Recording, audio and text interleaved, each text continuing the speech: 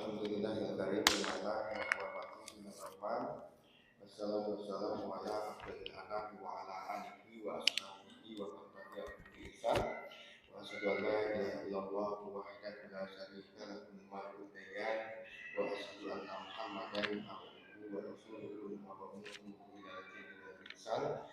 Amma ba'd. Jamaah rahmatullah.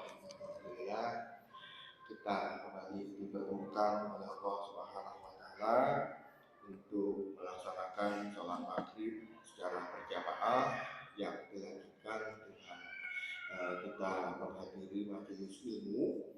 Sholatnya, azannya, qomatnya, zikirnya pakai bahasa Arab, tapi pengajiannya pakai bahasa Indonesia. Kenapa?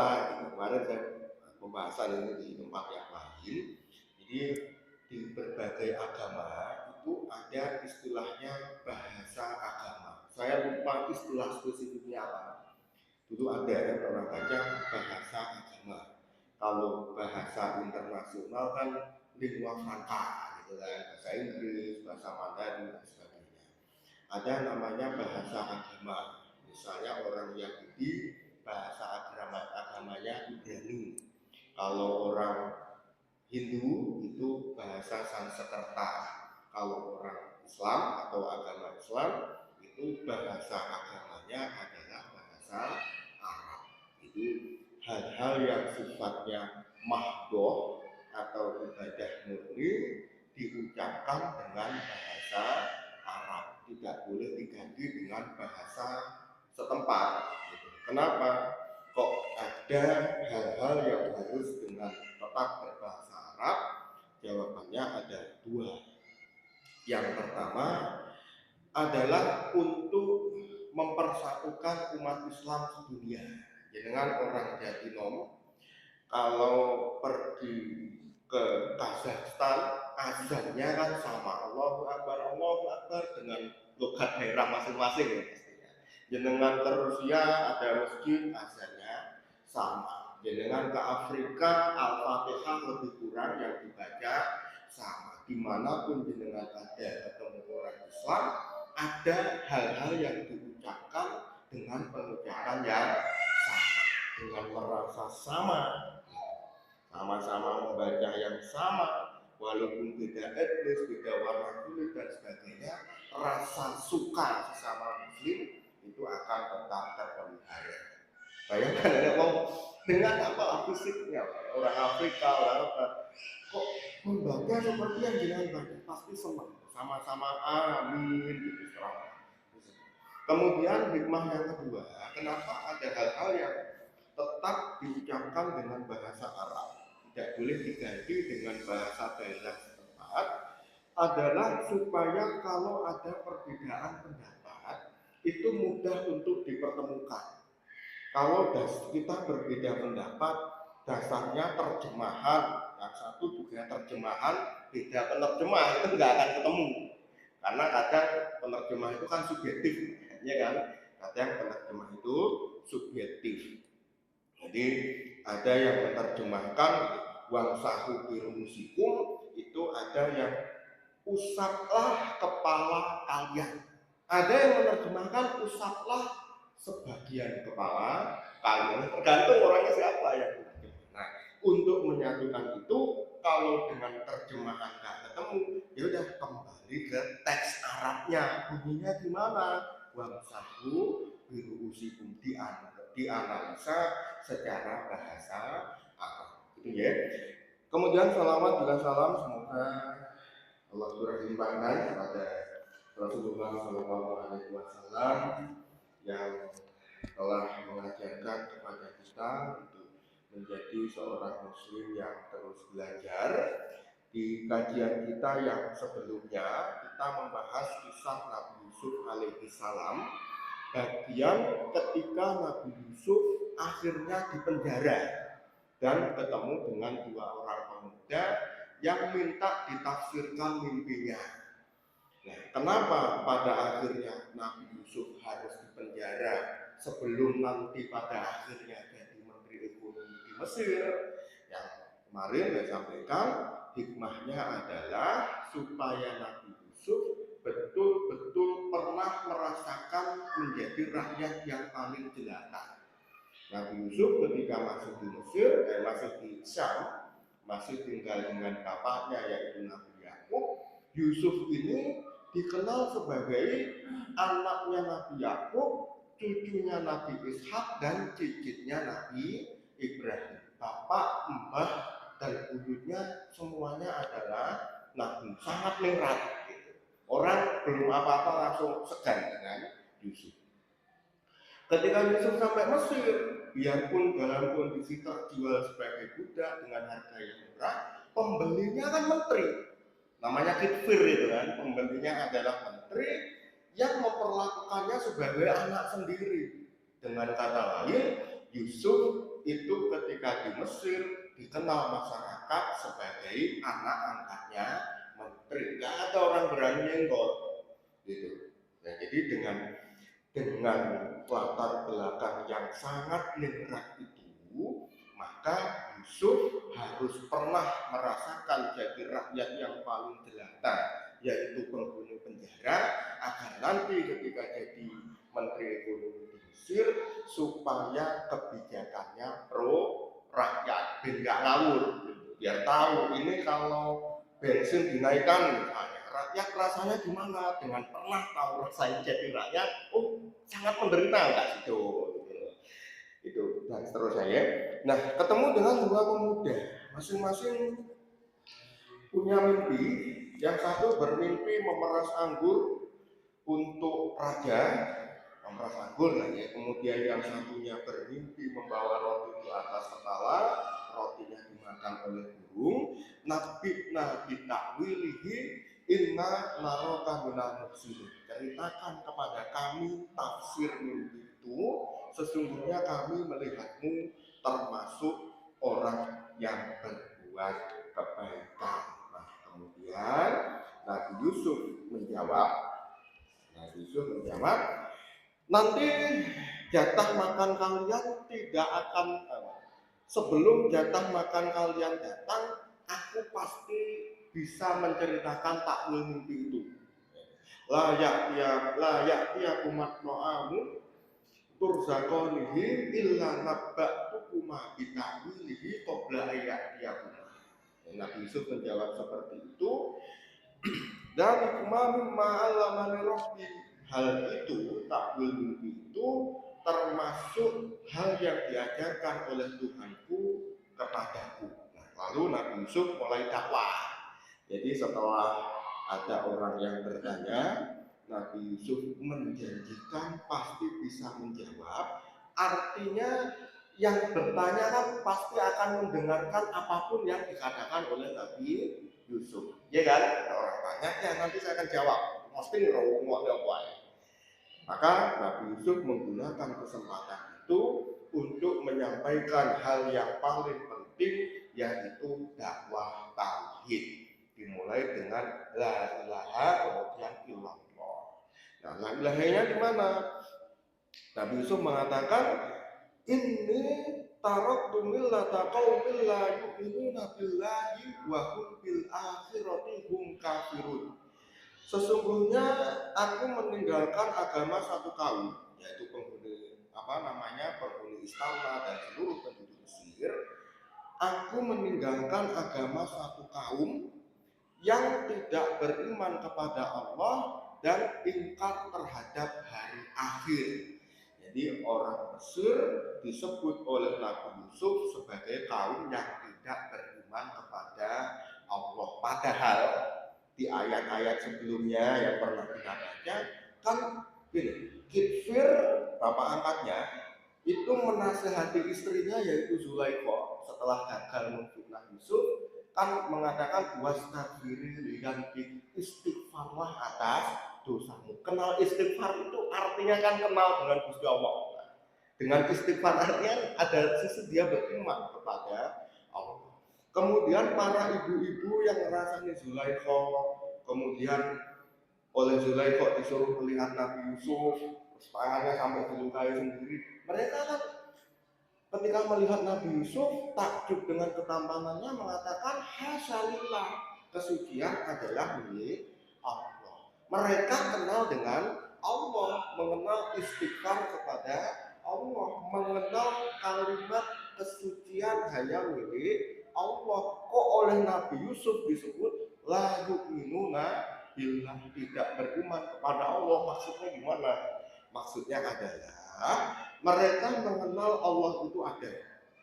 Mereka mengenal pencipta, pemberi rezeki, pemilik dan pengatur alam semesta yang sebenarnya adalah Allah, tapi beribadahnya kepada Allah dan kepada selain Allah, atau menyekutukan Allah. Enggak bertauhid lah benarnya. Kayak iblis ngoten niku lho. Kan kenal dengan Allah, tapi kan kafir terhadap Allah. Jadi inti dari Yusuf mengatakan aku meninggalkan agama kaum yang tidak beriman pada Allah, maksudnya menyekutukan Allah. Kenapa orang Muslim menyekutukan Allah? Biasanya orang melakukan syirik atau menyekutukan Allah itu sebabnya ada dua. Kenapa kok ngasih sesajen ke sini? Kenapa ngasih sesajen ke sini? Sebabnya itu biasanya muter di dua hal. Yang pertama adalah berlebihan menghormati orang soleh. Nah, orang baik mati, kuburannya disiarahi. Awalnya disiarahi saja, lama-lama mulai diyakini bisa memberikan kelancaran rezeki, bisa menyambungkan doa kepada Allah. Yalah, namanya juga orang soleh ini ya, di kuburan dan seterusnya ya. Jadi mulainya dari hulu bisolihin, berlebihan mengagungkan orang soleh yang sudah mati. Dan sampai hari ini masih ada kan? Karena sejarah itu berulang. Kemudian yang kedua, ini sangat khas di Mesir. Saya tahu betul karena pernah tinggal di sana, pernah belajar ini setahun. Orang Mesir, orang secara umum ya, termasuk orang Mesir, itu menyekutukan Allah sebab mereka meyakini ada sebagian makhluk yang punya kuasa terhadap sebagian urusan alam semesta. Siapa yang punya kuasa secara mutlak? Allah. Tapi sebagian makhluk itu punya kuasa beberapa hal kecil. Jadi dalam tanda kutip cara bahasa wong Hindu menawi Gusti Allah itu dewa utama, terus berhala-berhala itu dewa yang kecil-kecil semacam itu. Jadi apa yang mereka sembah? Makhluk yang dianggap punya manfaat atau berbahaya. Misalnya mereka karena hidupnya di sekitaran Sungai Nil menganggap buaya, ular itu berbahaya, maka menyembah patung representasi buaya dan ular. Basa Jawa supaya siluman buaya mengendalikan anak buahnya biar nggak gigit manusia. Buayanya disembah, sesajen dikali, dan sebagainya. Atau ada makhluk yang disembah karena ini memberi manfaat. Misalnya matahari didewakan kan menjadi dewa matahari, ada dewa bulan dan sebagainya.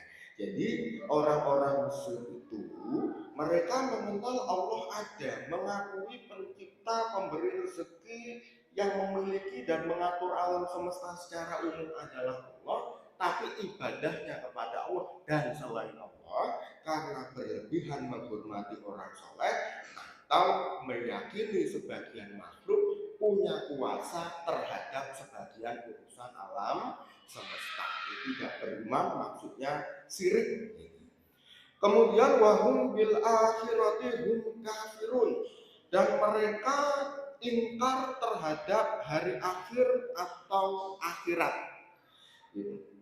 Jadi iman kepada akhirat atau hari akhir, kebangkitan setelah kita mati, itu adalah hal yang secara logika sangat mudah untuk diterima sebetulnya. Ketika kita tahu bahwa misalkan kertas ini ada tulisannya kan pasti karena ada printer. Ya ada silakan tombol enter halaman sekian.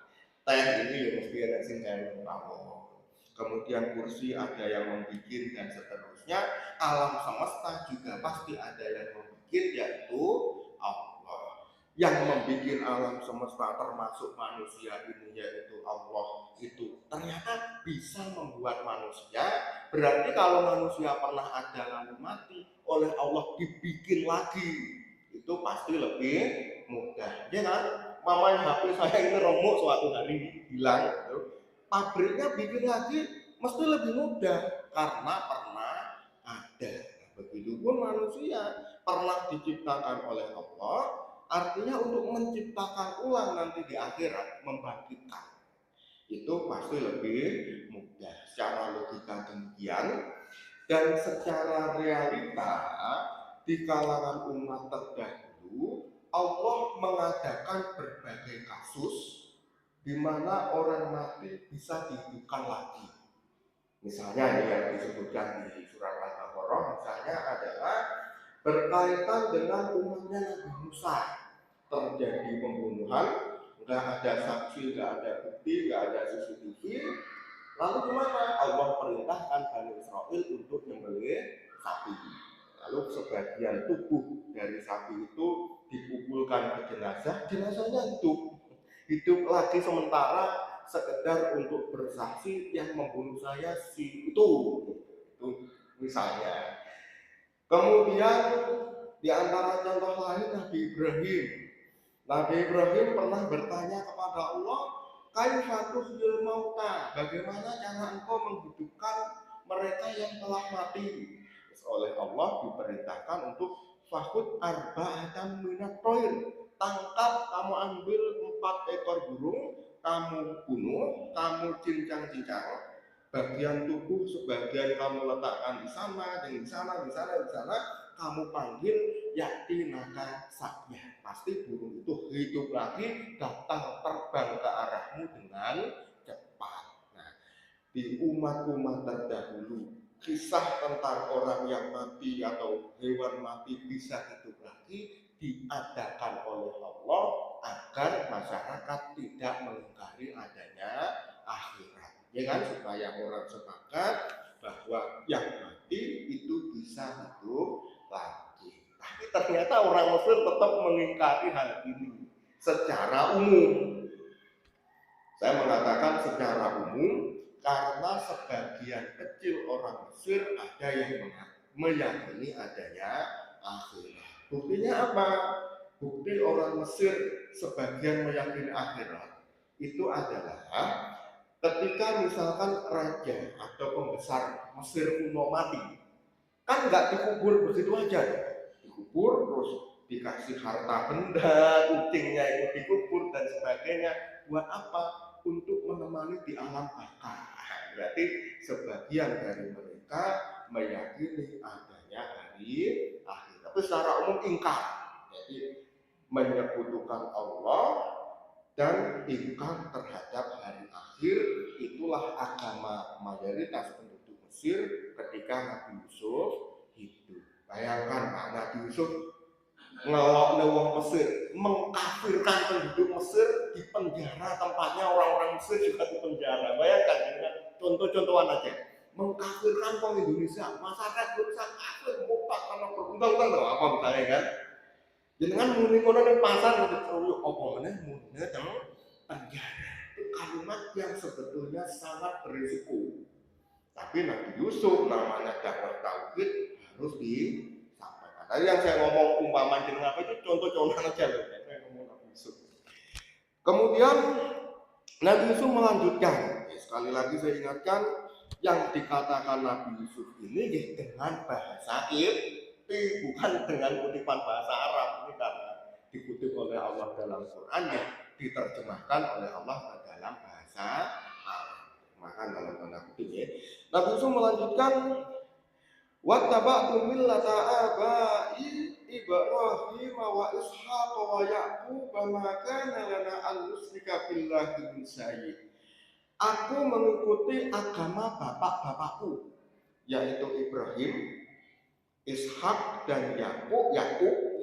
Tidak patut bagi kami untuk menyekutukan Allah dengan apapun. Jadi yang kalimat sebelumnya itu kayak la ilaha, terus di sini adalah illallahnya. Aku mengikuti ajaran bapak-bapakku yang mentauhidkan Allah, yaitu bapakku atau kakek buyut itu Ibrahim, kakek yaitu Ishak, kemudian bapak yaitu ngapain Nabi Yusuf nyebut-nyebut aku anaknya sopo, cicitnya sama. Pasti ada hikmahnya, gitu. Mesti ada alasannya. Alasannya apa? Jadi untuk alasannya adalah karena bagaimanapun Nabi Yusuf dengan dua orang nabi maupun penghuni penjara secara umum asalnya adalah orang-orang yang tidak saling kenal, ya kan? Asalnya tidak saling kenal. Terus Nabi Yusuf mengatakan hal yang sangat berbeda dengan keyakinan umum. Kemungkinan besar apa yang dikatakan Nabi Yusuf biarpun benar, kemungkinan besar ditolak oleh para pendengar. Maka butuh cantolan supaya omongannya diterima oleh masyarakat. Nah, saya pernah membacanya di perpustakaannya Pak di perpustakaan Bung Karno. Bukunya Tumde Semua Ringin marketing itu bagaimana supaya dipercaya sama orang, itu ada ilmunya.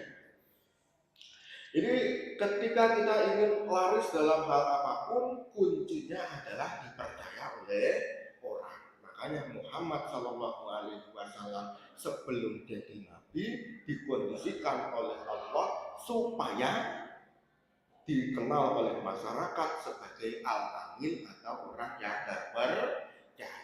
Bagaimana agar kita dipercaya oleh orang yang baru kenal, orang yang nggak kenal kita sehari-hari, baru aja kenal, supaya dipercaya gimana?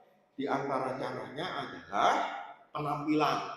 Ya, ceramah ya wajib ya kopiah kan, zaman nggak baik nggak apa-apa. Tapi kalau ada orang khotbah atau ceramah, apapun ayat dan hadis yang dikutip, kok nggak ada kopiah kayak kurang gitu. Ini harus pakai penampilannya harus sesuai. Ada intinya seperti itulah. Kemudian yang kedua, gelar atau jabatan. Kemudian termasuk nomor 2 sebut aja nomor 3 itu adalah terkait dengan nama besar, lulusan mana, atau muridnya siapa, atau misalnya ini pernah jadi koki di mie gacuan, saja buka mie ayam di dekat rumahnya. Itu kalau orang yakin, orang percaya ini pernah jadi koki di mie gacuan, sekarang kamu mesti lebih dipercaya oleh orang. Nah, zaman dulu yang berlaku sampai sekarang terkait dengan nama besar itu bisa berbentuk nasab, anaknya sopo, putune sopo, cicitnya siapa, ya kan? Perlu janji putune lurah kae, pasti segan itu ada, nggak bisa dihindari. Hatta walaupun bocah nakal tapi jarene putune lurah, anak lurah, itu mesti dengan agak segan atau bisa jadi sangat segan terhadap seseorang yang nasabnya kuat. Nabi Yusuf menyebut nasabnya sebagai anaknya Nabi, cucunya Nabi, cicitnya Nabi agar dipercaya oleh pendengarnya. Bukankah Nabi Ibrahim, Ishak dan Yakub ini bukan orang Mesir? Ya, tapi sebagai Nabi kan pasti terkenal, ya kan, walaupun zaman dulu belum ada sosmed, tapi karena Yakub Nabi, nama Yakub pasti terdengar sampai Mesir. Ishak sebagai Nabi biarpun tinggal di Syam, pasti namanya juga terkenal sampai Mesir. Nabi Ibrahim pasti sangat terkenal di orang Mesir karena betul-betul pernah pergi ke Mesir. Salah satu istrinya orang Mesir kan, Hajar, Siti Hajar, ibunya Nabi Ismail. Itu ya, jadi hikmah dari penyebutan siapa bapakku, kakek dan buyutku itu adalah keterkaitan dengan nama besar agar yang dikatakan mudah untuk diterima para pendengar. Makanya kalau di seminar dan sebagainya Pak, kadang kan sebelum narasumber ngomong 1 jam itu kan dibacakan dulu kurikulum vitae-nya, dia kan jenis sopo, lulusan di prestasinya apa. Itu maksudnya supaya audiens itu respect dengan narasumbernya agar yang dikatakan didengar. Ya, jadi aku mengikuti agama bapak-bapakku Ibrahim, Ishak dan Yakub. Tidak patut bagi kami untuk menyekutukan Allah dengan sesuatu. Kemudian dzalika min fadlillahi alaina wa 'alan nasi walakinna aktsarun nasi la yashkurun. Itu tauhid itu termasuk kebaikan yang diberikan oleh Allah kepada kami dan kepada umat manusia, tetapi kebanyakan manusia tidak bersyukur. Tidak bersyukur apa? Tidak mensyukuri nikmat tauhid, enggak mempelajari, tidak mengamalkan, tidak mengajarkan kepada generasi berikutnya. Nah, karena mengabaikan atau tidak mensyukuri tauhid, maka dengan mudah nikmat itu ganti dengan syirik. Ya kan, saya mungkin pernah bacakan kaidahnya. Jadi Syekh Abdurrahman bin Nasir As-Sa'di dalam kitab Al-Qawaidul Lisan pernah mengatakan, menyebutkan satu kaidah bahwa orang yang menyia-nyiakan hal baik akan disibukkan oleh Allah dengan keburukan. Saya sering kasih contoh itu, bocah kalau sekolah berkesempatan hadir di majelis kelas pelajaran kok bolos. Bolosnya nggak mungkin ke perpustakaan. Kenapa? Menyanyikan hal yang baik, jatuhnya minimal ke kantin. Itu kan nggak mungkin. Sekolah bolos masjid, sholat duha sama hafalan juz sama mustahil. Dengan mengerjakan satu kebaikan pasti sibuknya dengan hal yang buruk. Dengan menyanyikan atau tidak mensyukuri tauhid itu, akhirnya oleh Allah dibiarkan jatuh ke dalam kesulitan. Kemerdekaan juga ngoten, ini malam 17 ya, bagi jenengan yang merasa merdeka. Nah, kalau kemerdekaan ini tidak disyukuri dengan benar, tidak disyukuri dengan cara yang disukai dan diridhoi oleh Allah, maka negeri ini dengan mudah akan ada di kondisi-kondisi yang sulit. Ya. Kemudian ya sahibayis sijni a'arbabun mutafarriquna khairun amillahul wahidul qahhar.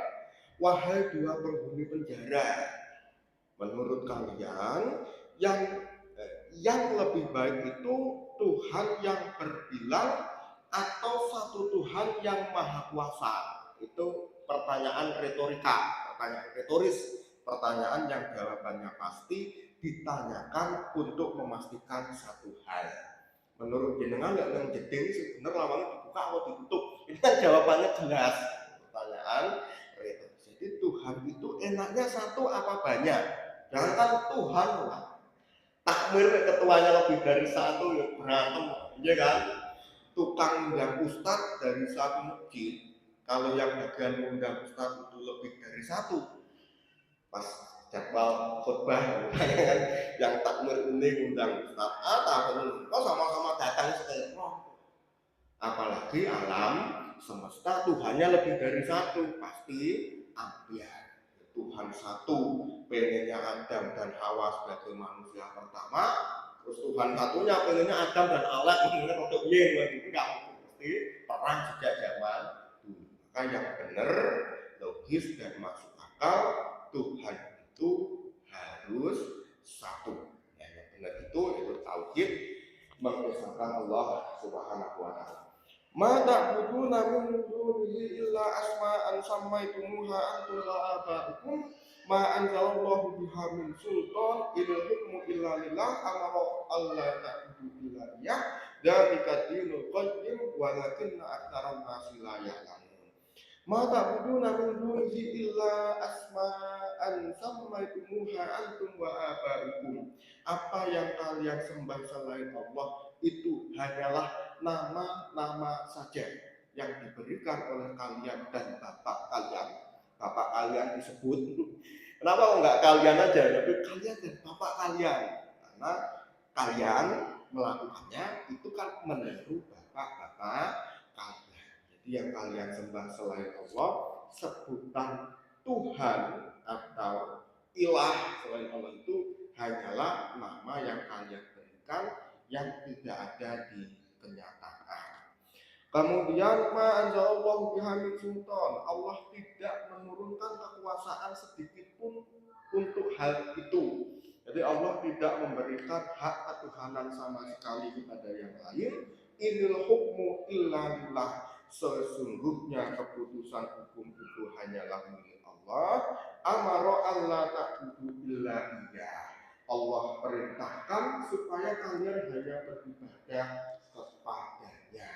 Betulnya ada kisah menarik, tapi karena waktunya nggak cukup, tentang Khawarij dan Ibnu Abbas. Ya, jadi dulu segelas saya ya, dulu Khalifah Utsman itu kan mati dibunuh oleh orang.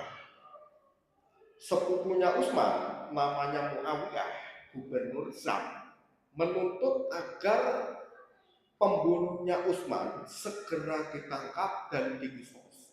Khalifah berikutnya namanya Ali bin Abi Thalib itu setuju, memang harus ditangkap, memang harus dikisos, tapi enggak saiki karena situasi gini. Kemudian antara Muawiyah dengan Ali belum akhirnya rukun ya, tapi sempat terjadi konflik yang mereka berusaha untuk mendamaikan dengan cara tertentu, cara yang disebut sebagai arbitrase atau tahkim. Ali punya juru runding namanya Abu Musa al-Asy'ari, sahabat juga. Terus Muawiyah juru rundingnya adalah Amr bin As, itu sama-sama sahabat semua, berupaya damai dengan masing-masing punya juru runding. Juru rundingnya inilah yang berusaha untuk diskusi. Sebagian pengikutnya Ali menganggap itu tidak berhukum dengan hukum Allah. Dan jadi mengenai ayat ini hukmu illallah. Terus oleh Ibnu Abbas didatangi, diajak diskusi, akhirnya sebagian pendukungnya Ali yang nyempal jadi Khawarij itu sekian ribu orang bisa dikembalikan ke pangkuan manusia. Kayak gitu. Kemudian di ayat berikutnya, tulisannya, ya sahibai sijni amma ahdukuma fayasqi rabbahu khamra wa ammal akhar fayuslaku fatakulu tayru min ra'sih. Kemudian qudiyal amrul ladzi fihi tastaftiya, wahai dua penghuni penjara, salah satu di antara kalian nanti akan memberi rajanya minuman, berarti terbukti tidak bersalah alias lolos, kembali ke ring satunya raja menjadi pemberi minuman. Adapun yang satunya akan disalib dan kemudian dimakan oleh burung mulai dari bagian kepalanya. Jadi zaman dulu itu sudah ada metode pembunuhan yang disengaja untuk menyiksa. Misalnya di Cina itu ada tangan kanan kiri, kaki kanan kiri diikatkan ke 4 kuda yang berbeda. Masing-masing kuda disuruh lari ke arah yang berbeda. Pengalon udah kita bilang, aku ambiar itu cara mati, enggak langsung dipancung gitu, tapi harus ada yang menyiksa banget. Kemudian ada yang istilahnya dilukai trek terus dikasih cairan apa gitu untuk mengundang semut supaya semutnya masuk ke dalam ngeri ya diceritakan ya. Nah, ada pembunuhan yang menyiksa, bentuknya adalah disalib, diposisikan begini berdiri, dipakukan ke kayu yang bentuknya salib dan dibiarkan lama-lama mati sendiri. Nabi Yusuf mengatakan putusan yang kalian tanyakan telah ditetapkan. Ayat terakhir. Wa qala lil ladzi dhanna annahu najim minhum kulli inda rabbik fa ansa husaitanu dzikra rabbik fala bihafis sijni bil asin. Nabi Yusuf berpesan kepada orang yang beliau sangka akan selamat, tolong sebutkan tentang aku di sisi rajamu. Tapi orang itu dibuat lupa oleh setan, maka Yusuf terpaksa tinggal di penjara selama sekian tahun. Bin Asir itu 3-9 tahun. Sebut aja beberapa tahun. Jadi Nabi Yusuf punya feeling yang selamat yang ini. Nanti ceritakan kasusnya Yusuf kepada raja. Kasusnya Nabi Yusuf kan sangat viral pada masanya karena melibatkan istrinya menteri dengan anak angkatnya. Walaupun Nabi Yusuf nggak salah, bayangkan Bayangkan kamu yang menteri siapapun lah, sekarang jabat, dia anak angkat, nah itu terlepas siapa yang benar siapa yang salah, pasti jadi kasus nasional. Presiden pasti dengar ada kasus itu. Tapi apa yang terjadi? Fa'ansa husayro dzikrobi. Setan membuat orang itu lupa untuk mengingatkan kepada raja. Jadi di antara tipu daya setan itu bukan hanya dideri demit, kesurupan dan disuruh maksiat. Ada tipu daya setan dalam bentuk lain atau gangguan setan dalam bentuk lain. Di antaranya adalah setan mengganggu manusia dalam bentuk membuatnya lupa terhadap satu hal yang baik terkait urusan akhirat ataupun urusan agama.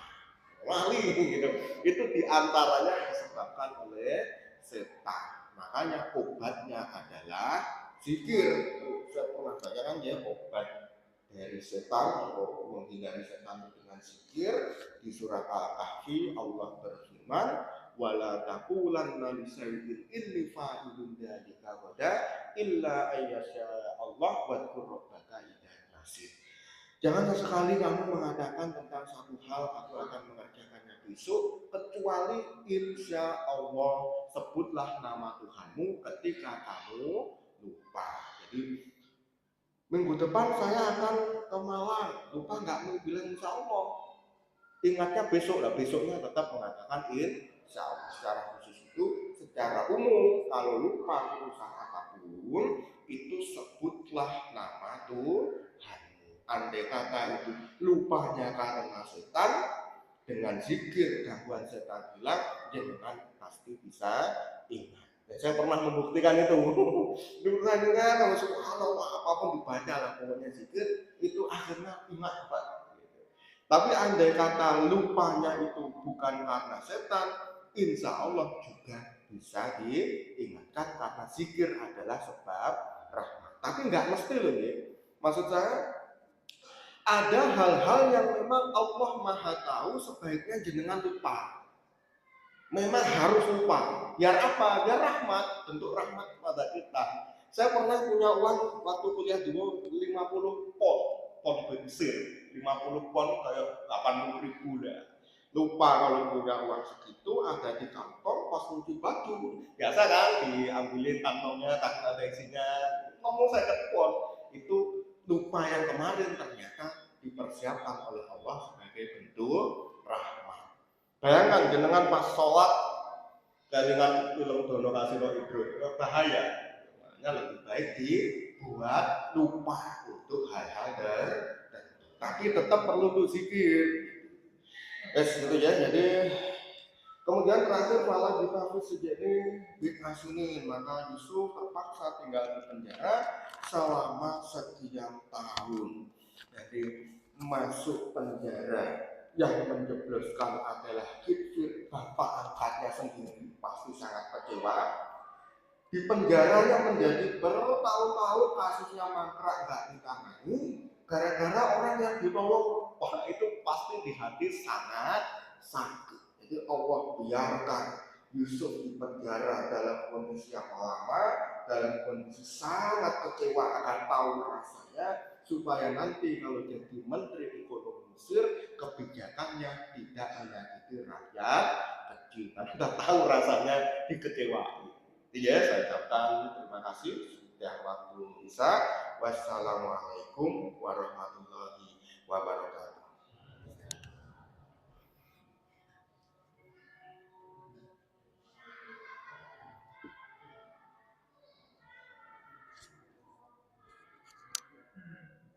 Power off.